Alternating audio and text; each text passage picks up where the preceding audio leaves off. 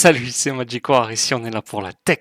Aujourd'hui, j'aimerais parler de Coinbase qui va rejoindre le SP500, une info qui date du 12 mai, et c'est une nouvelle vraiment très importante pour le marché crypto. C'est une nouvelle vraiment incroyable étant donné que le SP500 représente 80% des échanges du marché boursier américain. Dans le document correspondant, on peut constater que Coinbase va intégrer le SP500 le 19 mai et va prendre la place de Discover Financial Services. C'est une entreprise qui propose des services bancaires avec notamment des cartes de crédit qui sont globalement attractives pour le secteur américain. Néanmoins, il y a énormément de frais. Elle est aussi réputée pour avoir racheté l'entreprise Diners Club, qui était la première entreprise à proposer des cartes de crédit aux États-Unis. Le fait que Coinbase intègre le SP500, c'est une excellente nouvelle. Puis en plus, la semaine dernière, il y a eu une news sur le fait que Coinbase allait racheter Deribit pour 2,9 milliards de dollars. Et si tout se passe bien, la transaction devrait s'effectuer d'ici la fin d'année 2025. Deribit étant connu pour proposer des produits de trading dérivés sur les cryptos notamment. Pourquoi est-il intéressant que Coinbase intègre le SP500? Eh bien, ça va être en termes de liquidité, étant donné que, comme on peut le constater, il y a des milliards qui sont échangés sur le SP500 par les plus grands fonds d'investissement. À savoir que la répartition du SP500 est inégale, étant donné que Apple représente 7% du SP500, alors qu'il devrait représenter une fraction de 1 pour 500, étant donné que le SP500 représente les 500 plus grosses entreprises américaines. L'autre point intéressant est le fait que Coinbase détienne près de 10 000 bitcoins en réserve dans leur trésorerie, ce qui signifie que lorsque vous détenez du SP500, vous allez détenir des fractions de bitcoin. Cependant, Brian Armstrong a affirmé qu'il a failli copier la stratégie de stratégie, à savoir lever de la dette pour détenir de plus en plus de bitcoin, mais cela risquerait de fragiliser la trésorerie de l'entreprise, voire de la tuer. Et donc ils ont renoncé à ceci et ils aimeraient détenir un petit peu de bitcoin dans leur réserve. Et en effet, il a raison, étant donné que quand on regarde les résultats de l'entreprise, les bénéfices sont assez en dents de scie, avec des années comme 2022 ou 2023 qui sont globalement dans le négatif, avec une excellente année pour 2024,